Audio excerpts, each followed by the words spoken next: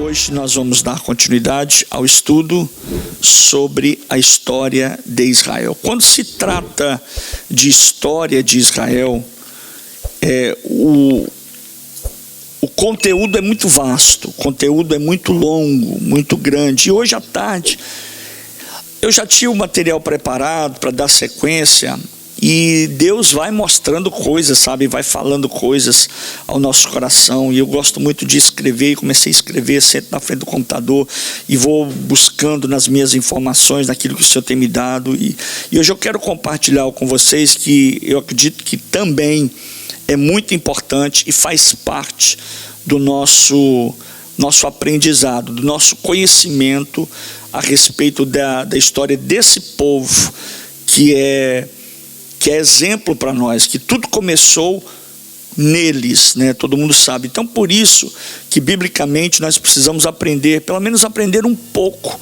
sobre esse povo e sobre a sua história. Quando nós estudamos a palavra de Deus, nós temos que ter a consciência no nosso coração de que estudar a palavra de Deus não é chato, estudar a palavra de Deus não é cansativo, estudar a palavra de Deus é instrutivo, e existem benefícios quando nós estudamos a palavra de Deus. Um povo que estuda a palavra de Deus é um povo mais forte, é um povo mais maduro, é um povo mais experiente, não se deixa levar por ventos de falsa doutrina, e a gente fica mais tranquilo quando nós temos uma igreja onde a gente está vendo não só os adultos, mas os nossos jovens e adolescentes com fome e sede da palavra de Deus.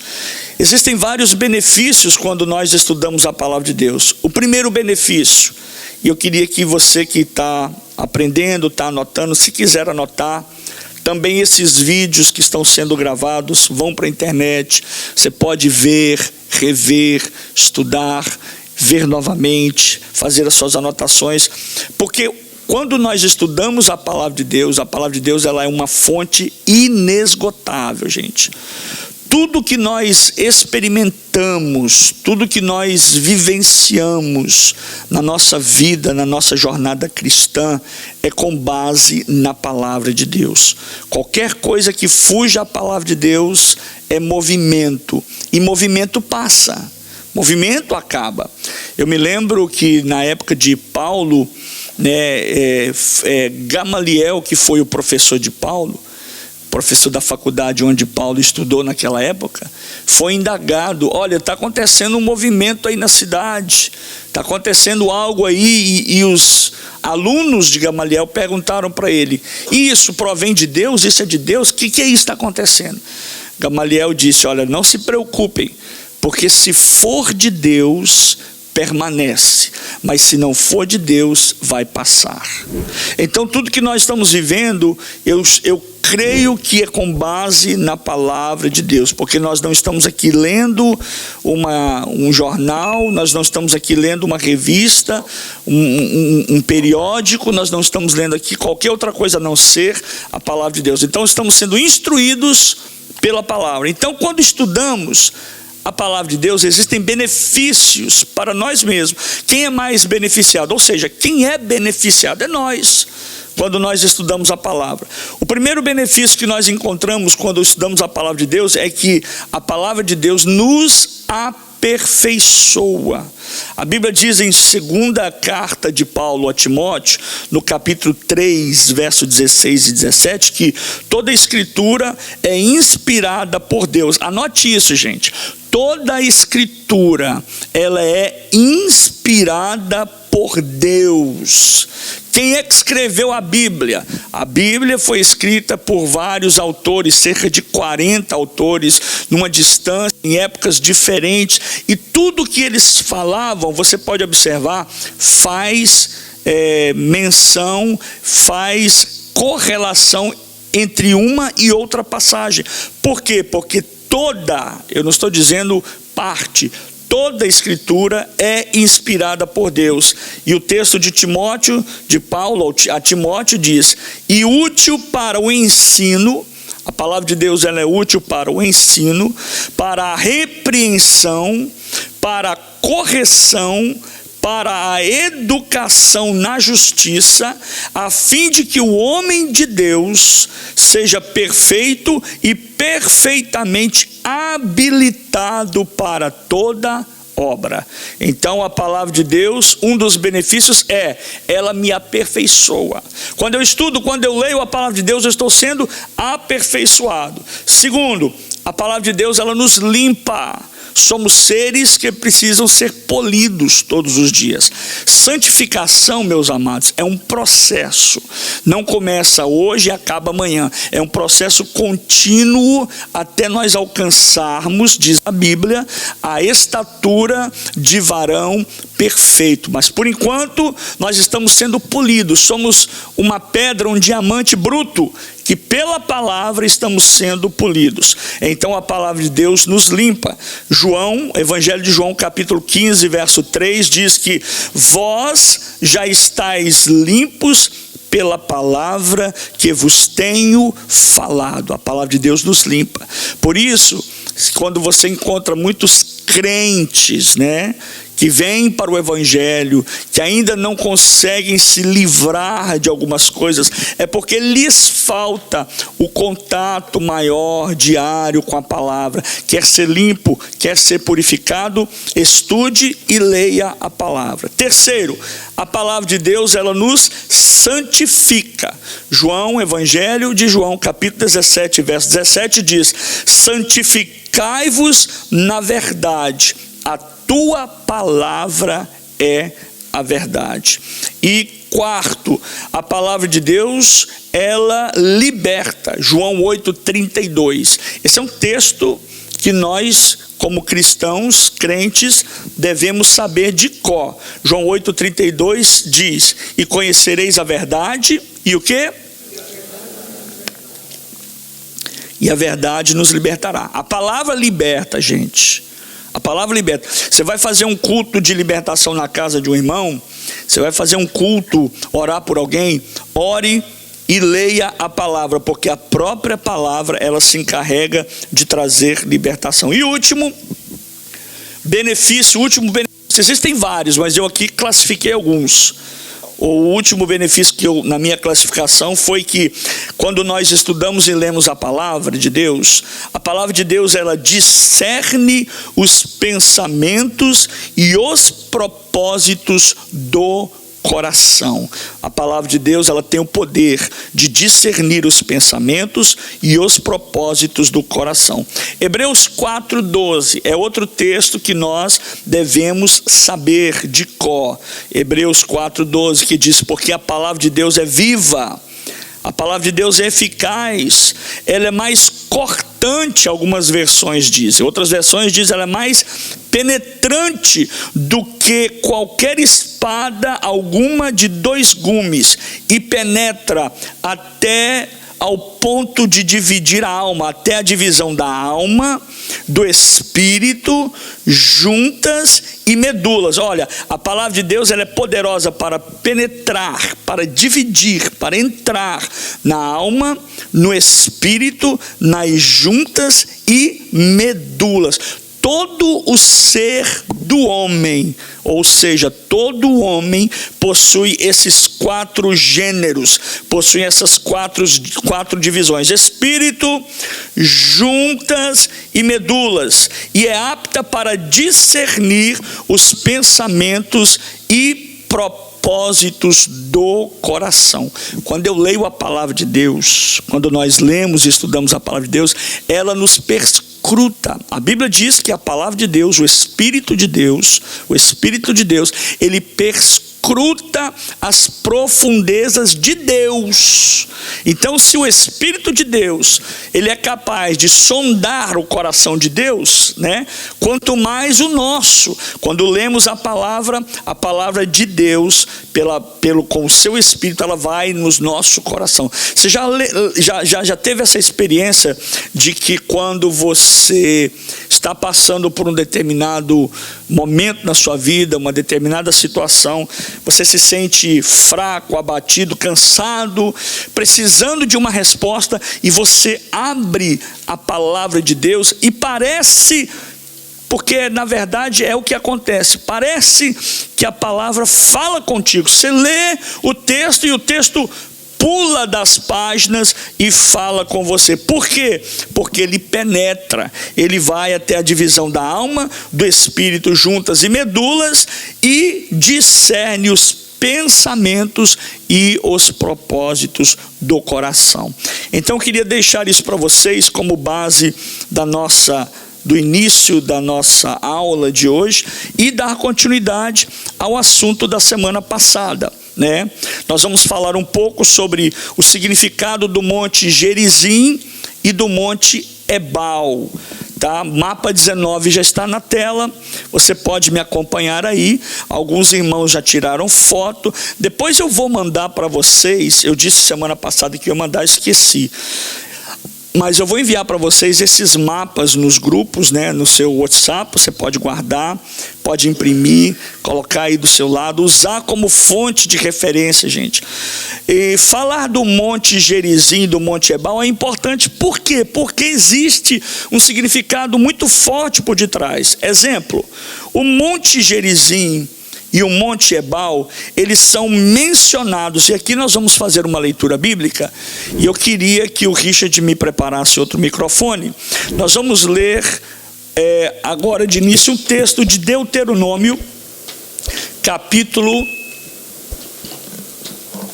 de número 11, Deuteronômio, capítulo de número 11, porque aconteceu um episódio que foi relatado no Monte Gerizim. Observe, o Monte Gerizim e o Monte Ebal são mencionados com destaque.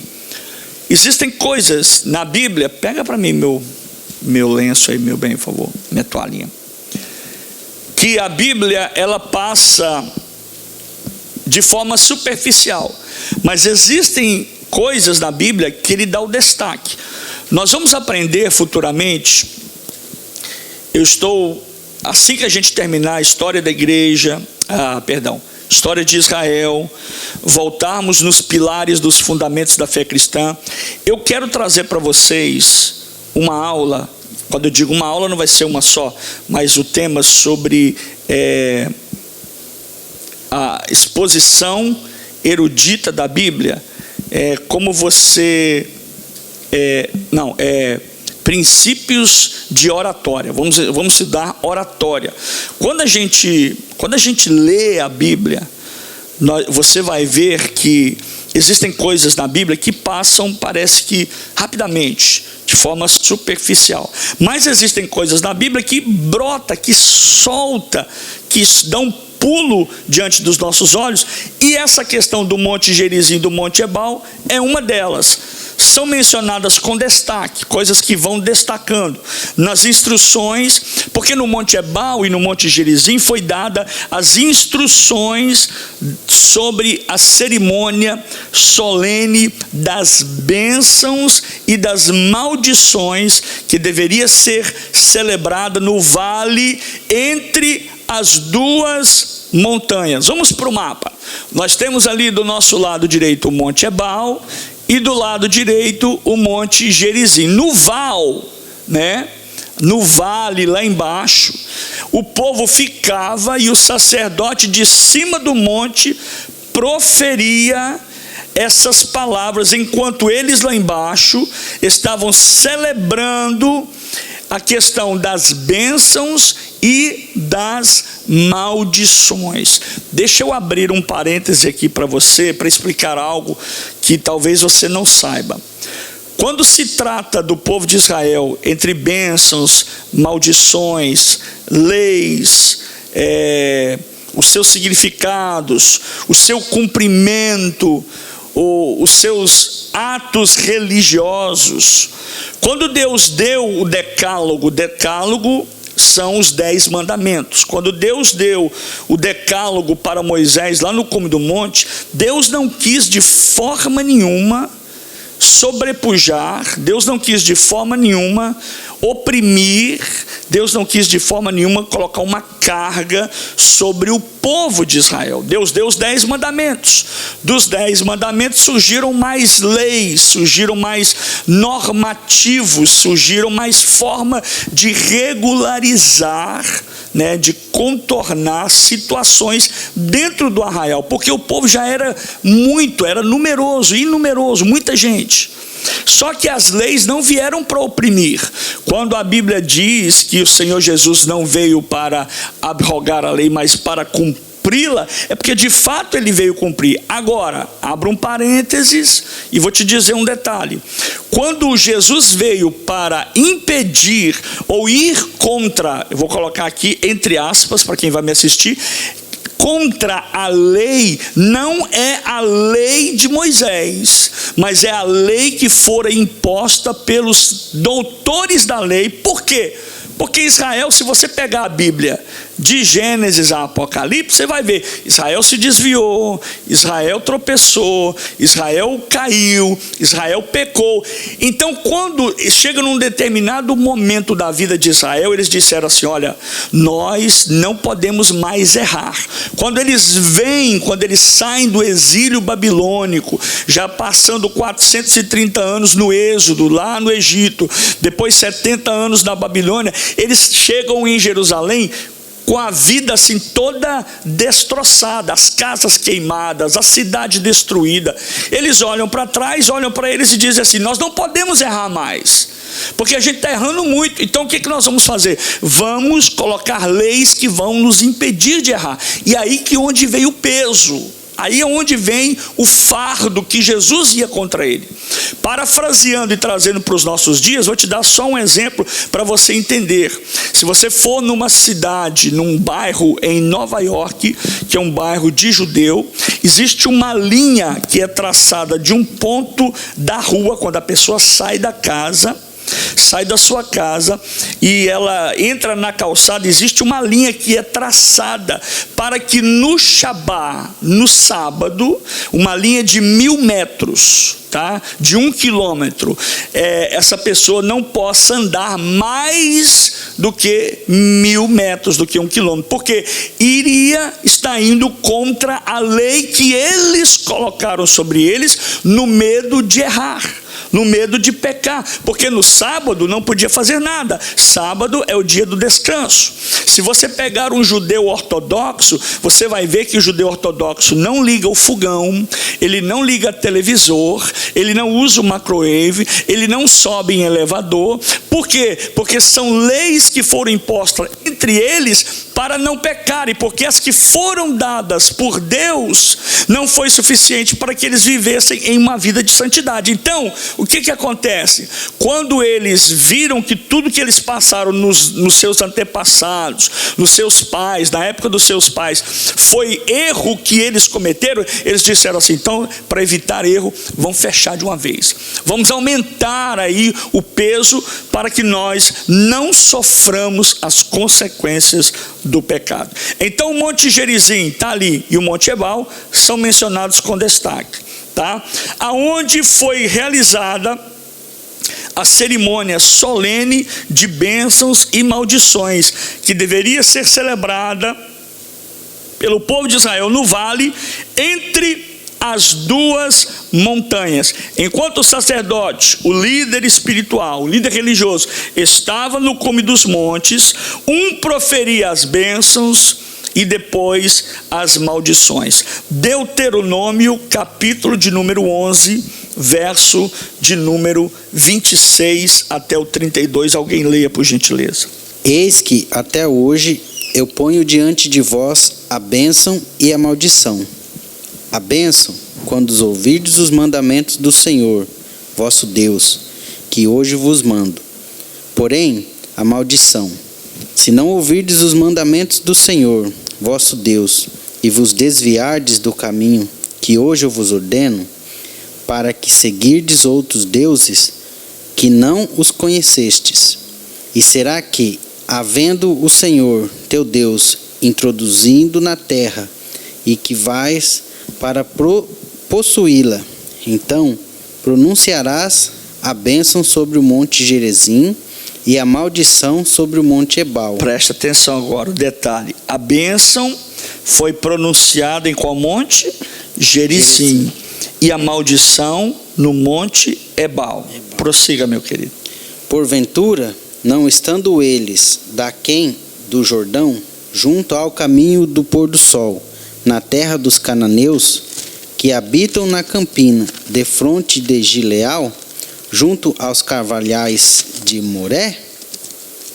Porque passareis o Jordão para entrardes a possuir a terra que vos dá o Senhor, vosso Deus, e a possuireis, e nela habitareis. Tende, pois, cuidado em fazer todos os estatutos e os juízos que eu hoje vos proponho. Amém. Então Arão fala isso para o povo, e no capítulo 28 do mesmo livro de Deuteronômio, é proferida então a bênção ou as bênçãos que serão lançadas do monte Gerizim.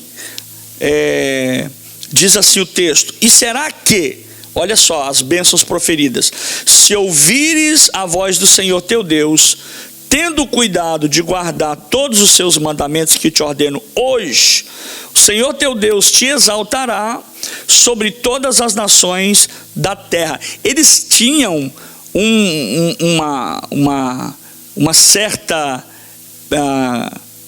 preferência com Deus, que se eles cumprissem à risca o que Deus havia ordenado para eles, eles seriam exaltados sobre a terra. No verso 2 diz assim: e todas essas bênçãos, olha, e todas estas bênçãos virão sobre ti e te alcançarão quando ouvires a voz do Senhor teu Deus. E aqui eu quero abrir um parênteses para nós. Se naquele tempo da lei, eles tinham esse privilégio de ser abençoados, quanto mais nos dias que estamos vivendo, que é um dia gracioso, um dia da graça, o tempo da graça, o tempo da igreja. O problema é que nós relaxamos. Isso é natural do homem. Israel também era assim. Quando eram muito abençoados, eles relaxavam. Quando eram oprimidos, eles buscavam a Deus, E no verso 2 ele disse: e todas estas bênçãos virão sobre ti e te alcançarão quando ouvires a voz do Senhor teu Deus. E as bênçãos são essas: bendito serás tu na cidade, e bendito serás tu no campo. Bendito o fruto do teu ventre, e o fruto da tua terra, e o fruto dos teus animais, e a criação das tuas vacas, e os rebanhos das tuas ovelhas. Bendito o teu cesto, e bendito a tua amassadeira. Bendito serás ao entrardes, e bendito serás ao saíres. O Senhor entregará aos teus inimigos que se levantarem contra ti, feridos diante de ti. Por um caminho sairão contra ti, mas por 7 caminhos fugirão de ti. E por aí vai. Ele vai dando a lista, vai listando as bênçãos que o Senhor havia ordenado para o povo. De cima do monte Gerizim era liberada as bênçãos, e de cima do monte Ebal era dito: olha, se você não fizer isso, você vai ter essa consequência, isso virá sobre ti, isso vai acontecer contigo, você vai ser oprimido novamente. Então é muito importante quando nós pegamos a Bíblia e lemos onde fala o monte Gerizim. Hoje nós sabemos, hoje você sabe, quando se fala de Monte Gerizim, é o monte aonde foi liberada a bênção de Deus sobre Israel. Agora, no final do discurso de Moisés, em que ele, sob inspiração divina, falou sobre a importância e a obrigação do povo de Israel de amar ao Senhor e obedecer à lei, o líder hebreu, Moisés, apontou para o horizonte em direção a Gerizim e a Ebal. Então ele disse aos israelitas que quando eles entrassem na terra prometida, bênçãos deveria ser proferida de cima do monte, e a maldição deveria ser proferida do monte Ebal. Agora, eu abro um parênteses para dizer para você, daí já começamos então a entender, a ver o porquê, olha aqui para mim, o porquê os samaritanos, um outro grupo de judeu, disputavam aonde adorar. Você já viu essa parte na Bíblia? Lá em João capítulo 4, 24, nós vamos chegar lá. Por isso que nós começamos a ver, por que os samaritanos indagavam, aonde nós vamos orar? Vamos adorar? No Monte Gerizim ou em Jerusalém? E aí a Bíblia vai mostrando que posteriormente Moisés ainda deu mais instruções sobre como deveria ser a liturgia. É o que nós acabamos de falar, um em cima de um monte, outro em cima do outro, e lá embaixo no vale, eles estariam celebrando. Por exemplo, Moisés ordena que 6 tribos de Israel se prostrassem diante do Monte Gerizim, Monte da Bênção. Essas 6 tribos deveriam pronunciar as bênçãos que seriam derramadas por Deus em resposta à obediência do povo. Ou seja, eles chegavam no pé do monte e eles já sabiam. Lembre-se, quando eles não tinham a lei escrita, eles tinham a lei oral. O que é a lei oral? A lei proferida, falada. Por isso que um judeu, um menino judeu, uma menina judia, na idade de 12, 13 anos, eles conhecem a Torá, eles conhecem a Bíblia deles de cor, porque eles foram ensinados assim. Aí abre um outro parênteses para nós entendermos que quando o Provérbios capítulo 22, verso 6 diz, ensina o menino o caminho que deve andar, é porque o menino, ele era instruído. Agora, gente, é uma vergonha para nós. Se nós somos cristãos, somos seguidores de Cristo, temos a palavra de Deus, temos o Espírito Santo, por que a gente não ensina os nossos filhos assim? Nossos filhos ficam entregues de forma aleatória ao mundo, não conhecem a palavra de Deus. É vergonhoso você pegar um menino da nossa geração e perguntar para ele, o que diz o Salmo 23?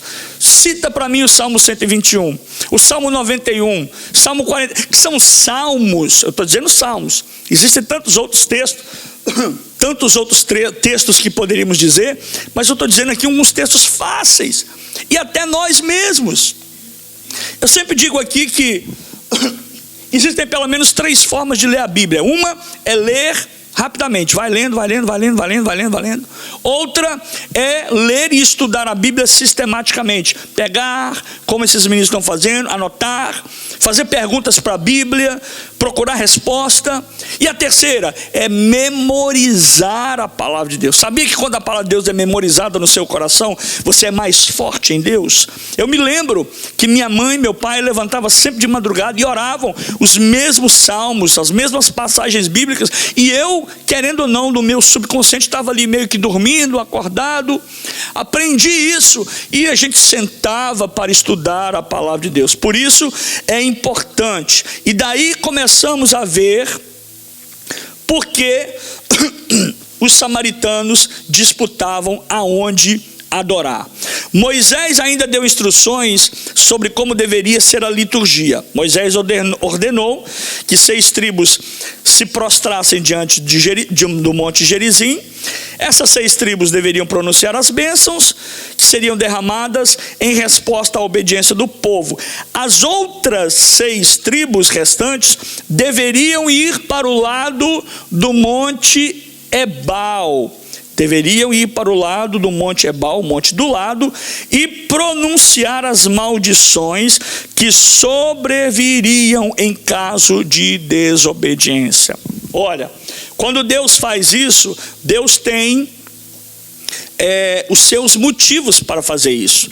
Ele poderia ter feito o contrário, mas o Monte Gerizim, você vai observar ao decorrer dos nossos estudos sobre Israel, que ele tem importância. Então ele separa Gerizim para a bênção e separa Ebal para a maldição. Tá? E em seguida, o que acontece? Os levitas que tinham que recitar uma série de maldições ao povo, denunciando pecados cometidos contra o Senhor e contra o seu próximo, fazem uma proclamação que trazia 12 maldições sobre 12 categorias de delitos, que incluíam até mesmo certos pecados que porventura fossem, isso naquela época, tá?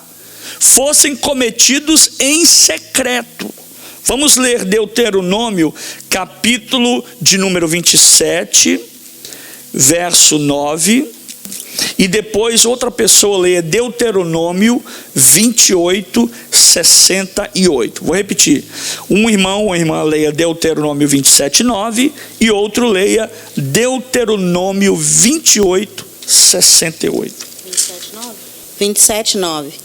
Falou mais Moisés juntamente com os sacerdotes levitas a todo Israel, dizendo: escuta e ouve, ó Israel, neste dia vieste a ser por povo ao Senhor teu Deus. Amém. Agora Deuteronômio 28, 68.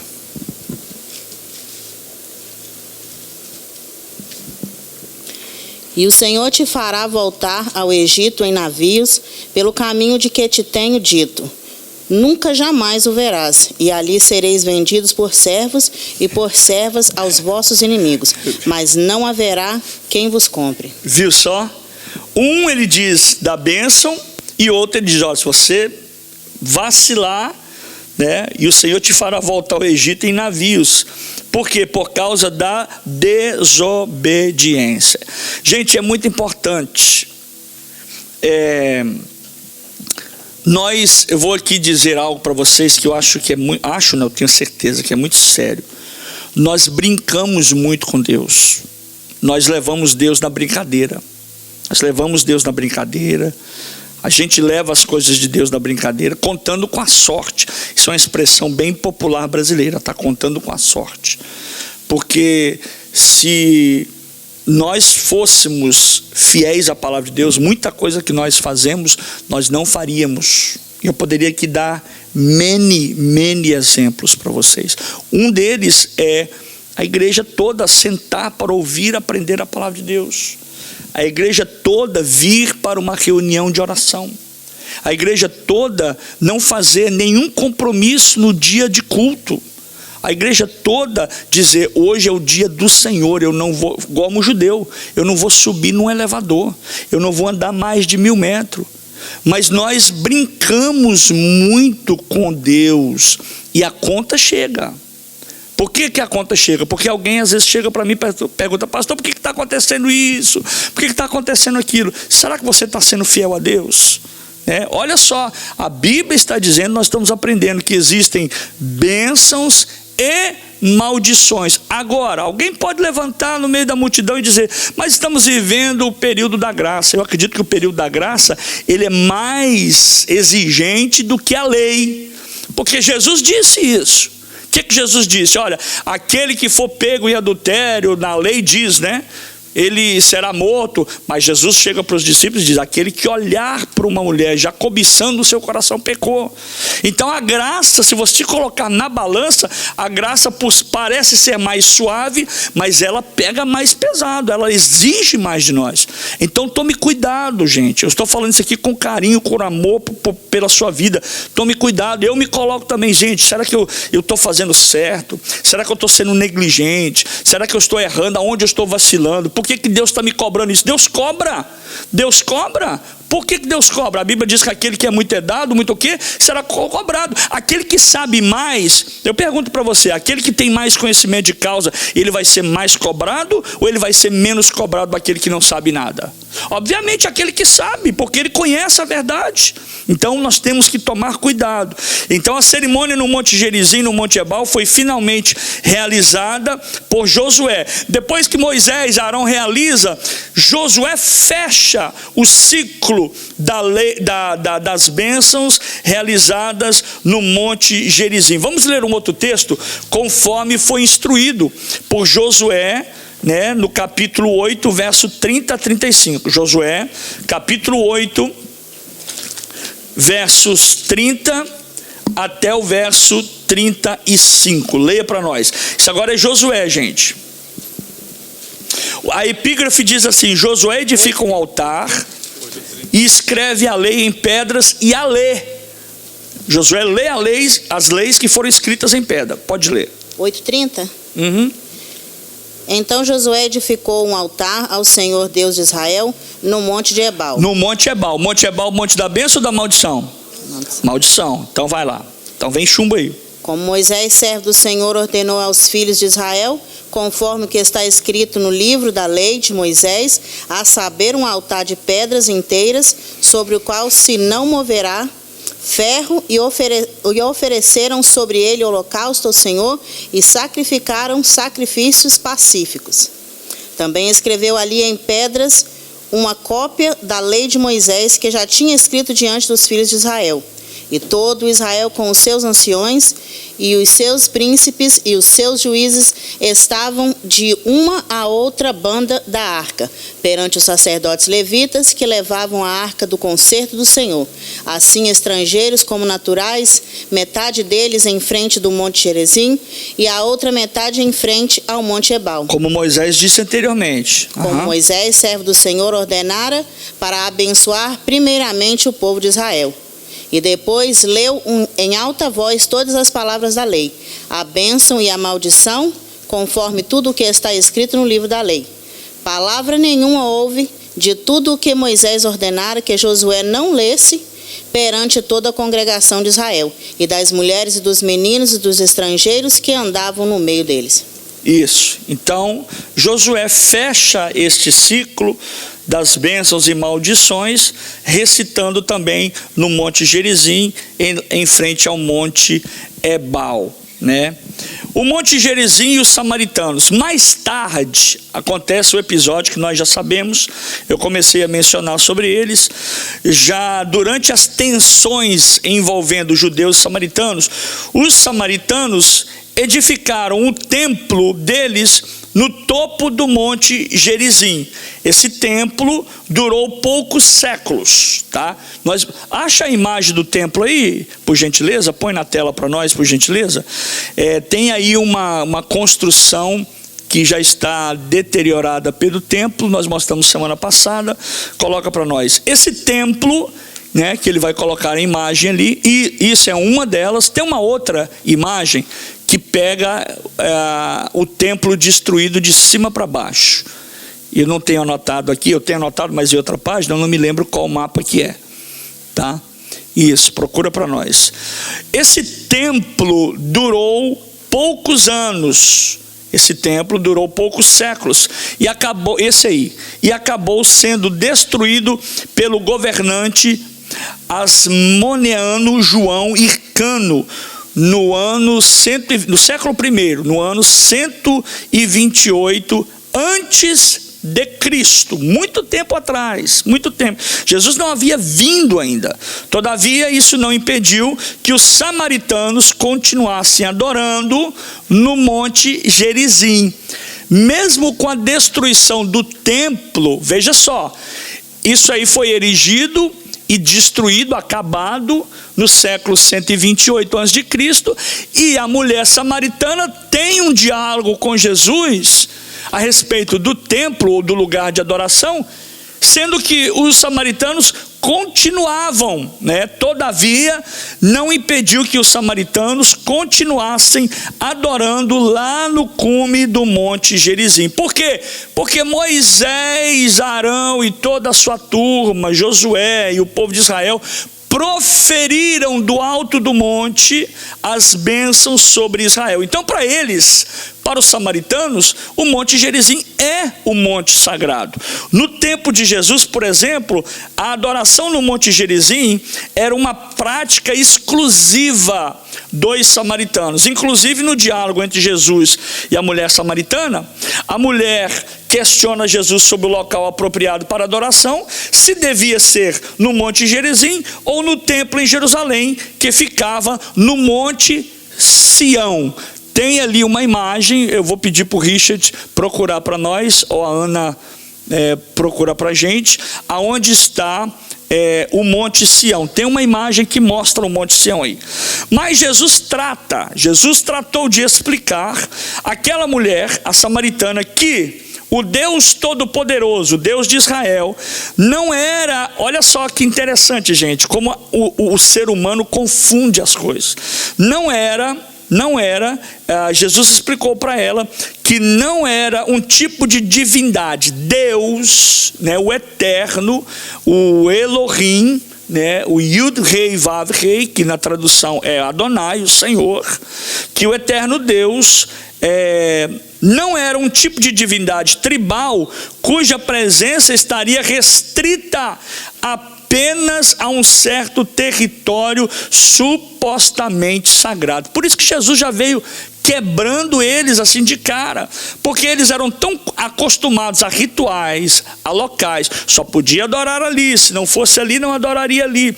Até hoje nós temos crentes que pensam assim: eu só posso adorar dessa forma, eu só posso fazer desse motivo. Nós temos liberdade em Cristo, e ele disse: olha, virá um dia que adorarão ao Pai os verdadeiros adoradores, e Jesus foi enfático. Se ele disse que existem verdadeiros, é porque obviamente também existem falsos, aqueles que procuram locais, aqueles que vão para as praças, aquele que bate no peito, aquele que diz: sou eu que dou maior esmola, sou eu que jejuo tantas vezes, sou eu. E Jesus estava dizendo: não é o local, não é o templo físico, mas é como você adora o Senhor. Jesus tratou de explicar àquela mulher que o Deus Todo-Poderoso não era esse tipo de divindade. Ao contrário disso, Jesus disse que os verdadeiros adoradores adoram ao Pai em espírito e em verdade. Exemplo, nós temos hoje, graças a Deus, em Cristo Jesus e na descida do Espírito Santo, liberdade para adorar a Deus aonde estivermos. Aonde estiver, dobre os seus joelhos. Aonde estiver, em pé, andando, caminhando, dirigindo, fale com Deus, adore a Ele em espírito e em verdade. Depois do período do Novo Testamento, um templo, agora no Novo Testamento, um templo foi dedicado a uma entidade chamada Júpiter. É uma entidade grego-romana que foi construído pelos romanos na encosta do Monte Gerizim. Eu acho que eu não trouxe esse mapa. Há também no monte ruínas do que parece ter sido uma igreja cristã. Aquela imagem que você... Essa aí, ó. Essa aí. Abre essa aí. Isso. Essa é uma igreja cristã datada aproximadamente no ano 5 depois de Cristo. Mas ainda hoje, século 21, os samaritanos têm grande estima pelo Monte Gerizim, continuam estimando. Eles acreditam que ali é o local onde altares foram construídos a Deus desde Adão até Abraão. Por isso, muitos samaritanos vivem na moderna cidade de Nablus, ao pé do Monte Gerizim.